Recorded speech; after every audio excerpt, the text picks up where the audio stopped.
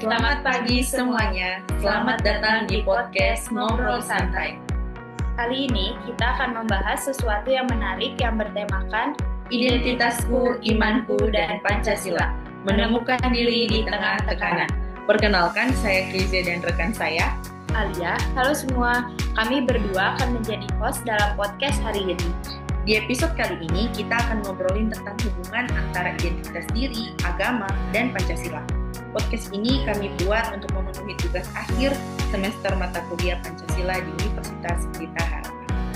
Podcast ini kita akan ngobrolin hal yang sering banget terjadi di kehidupan mahasiswa soal identitas diri, iman, dan tekanan lingkungan sosial.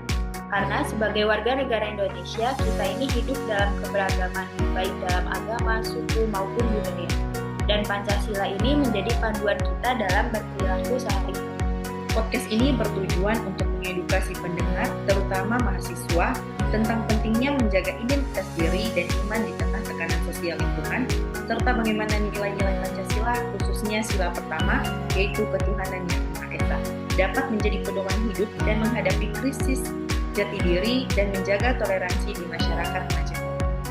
Nah, spesial banget hari ini kita kedatangan seorang narasumber yang sangat luar biasa. Betul banget, narasumber kita hari ini yaitu seorang pemuka agama yang juga dikenal aktif dalam pelayanan sosial di masyarakat. Yuk langsung saja kita sapa narasumber kita hari ini, Bapak Timotius Diharja. Halo, selamat pagi. Selamat datang di podcast kami. Jadi bagaimana kabar Bapak? Ya, puji Tuhan, sehat, baik-baik, diberkati Tuhan. Oke Bapak, jadi mungkin Bapak bisa memperkenalkan diri dulu, mungkin nama, pekerjaan, sama kesibukan Bapak sehari-hari. Ya, saya Pendeta Timotius Diharja, bertugas di Lampung Timur. Kerjaan saya sehari-hari ya sebagai pimpinan dalam sebuah gereja lokal yang aktif dalam pembinaan rohani. Ya, saya rasa itu. Langsung saja ya Pak, jadi dalam dunia yang penuh dengan tren ini, banyak anak zaman sekarang ini mengikuti berbagai gaya hidup yang tidak selaras dengan imannya. Kadang justru iman ini dianggap sebagai penghalang untuk bebas dan bahkan anak zaman sekarang ini pada rela dirusak hidupnya demi hidup untuk pembebasan. Menurut Bapak sendiri, apa itu identitas diri? Kenapa penting banget untuk anak muda untuk mengenali siapa dirinya? Ya, pada dasarnya kita umat manusia harus menyadari bahwa kita ini ada di dunia yang majemuk dengan berbagai kepercayaan. Namun satu hal yang perlu diperhatikan, berbicara identitas diri itu menyangkut dalam konteksnya kita sebagai orang percaya. Sebagai orang percaya kepada Tuhan, tentu kita harus paham bahwa di sekitar kita juga ada orang-orang yang walaupun beragama mungkin berbeda. Nah, untuk identitas diri itu sangat penting karena untuk mengetahui siapa kita melalui apa yang kita lakukan dalam kehidupan sehari-hari. Jadi sangat penting dan kita sadari identitas sebagai orang percaya itu sangat-sangat perlu dibangun dengan baik. Kalau bicara soal identitas, tentu agama punya pengaruh besar ya Pak. Nah, menurut Bapak, sejauh mana sih peran agama dalam membentuk identitas seseorang? Apakah mungkin seseorang bisa tetap punya arah hidup yang kokoh tanpa dasar iman?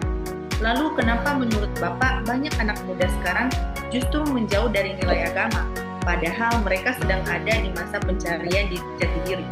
Bagaimana seharusnya peran agama hadir secara nyata dan relevan dalam kehidupan mereka?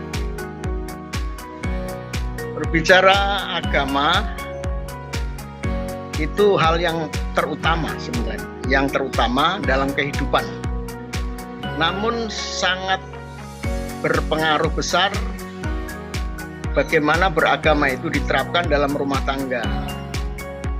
Jadi rumah tangga atau orang tua dari anak-anak ini sangat penting untuk meletakkan dasar keagamaan. Maka identitas anak-anak kita akan terbentuk dimulai dari keluarga. Oleh sebab itu, kalau keluarga dia tidak bisa meletakkan dasar kehidupan yang benar, nah ke depan generasi muda yang dilahirkan oleh keluarga atau yang penerusnya ini, dia tidak memiliki fondasi yang kuat, sehingga tidak heran kalau hari-hari ini banyak orang terombang-ambing dengan perkembangan zaman. Ya, kalau kita berbicara agama, kita pasti mengacu kepada ajaran firman Tuhan yang tertulis dalam Alkitab. Di sejarah manusia pertama pun, perkembangan dunia ini juga ada arah yang baik, ada arah yang buruk. Maka seseorang harus bentuk warna kehidupannya. Kalau tidak, maka dia akan terombang-ambing. Sehingga seperti hari-hari ini, dengan begitu kompleksnya kehidupan beraneka ragam budaya, ya, bahkan bukan hanya dalam negeri, dari luar pun, ya, dengan perkembangan zaman ini kita juga bisa mengakses dengan mudah. Maka kalau kita tidak bisa membangun dasar yang kuat, pasti itu akan terjadi kondisi yang seperti itu. Ya, untuk pendapat saya ini memang sangat memprihatinkan. Sebagai pemuka agama yang juga tergabung dalam komunitas yang memperkuat nilai-nilai iman, bagaimana Bapak mempraktikkan nilai ketuhanan yang Maha Esa ini dalam kehidupan sehari-hari, baik sebagai pribadi maupun dalam pelayanan? Kira-kira tanda atau buah seperti apa yang bisa dilihat kalau seseorang ini benar-benar hidup berdasarkan nilai ketuhanan?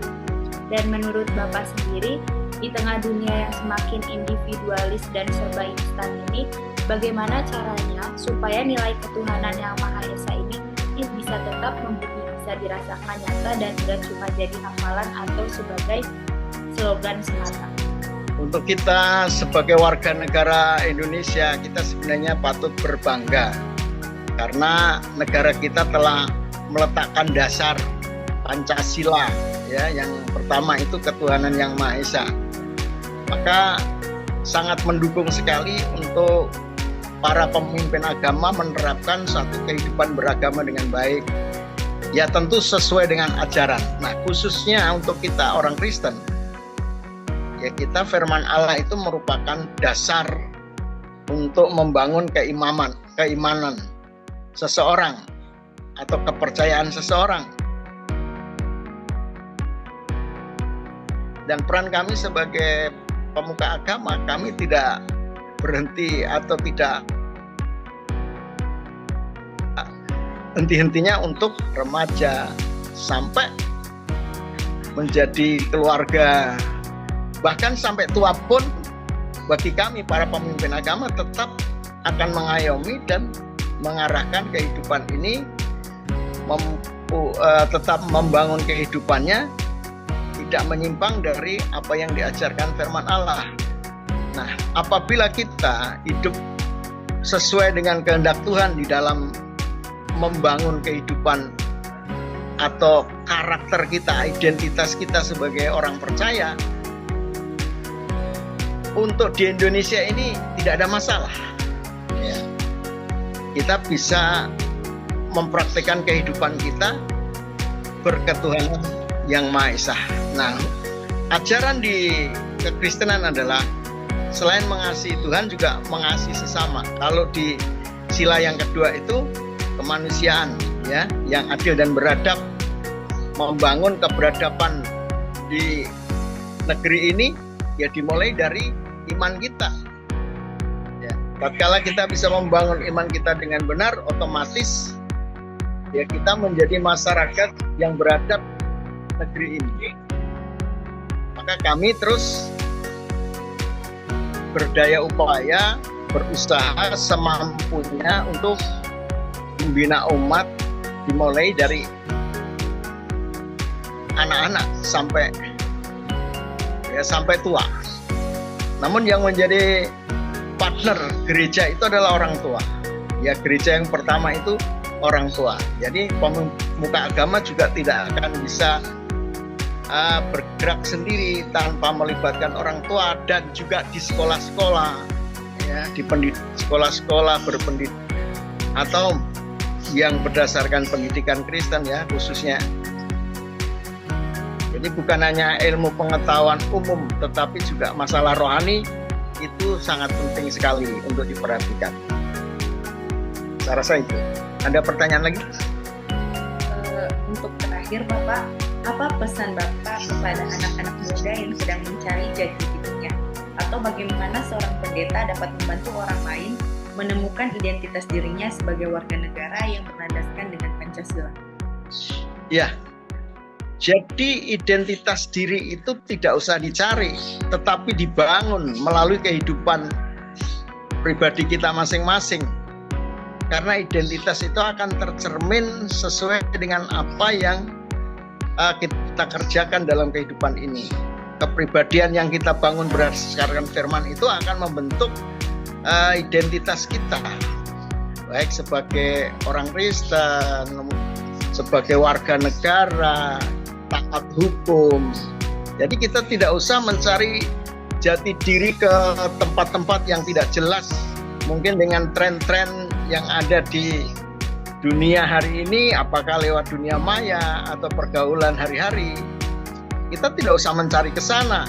Kita membangun diri kita sesuai dasar kebenaran firman Tuhan, maka akan terbentuklah kehidupan yang berkarakter, beridentitas seperti apa yang dikehendaki Tuhan, ya, sebagai orang percaya.